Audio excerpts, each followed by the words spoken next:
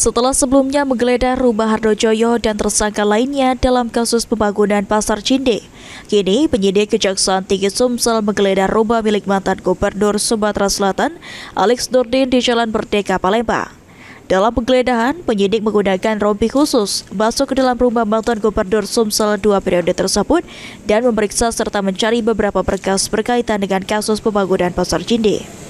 Setelah menggeledah sejak pagi hari, penyidik Kejati Sumsel keluar sore hari pukul 15 dengan membawa koper warna hitam dari dalam rumah Alex Nurdin. Saat coba dikonfirmasi oleh media, tidak satupun penyidik memberikan keterangan.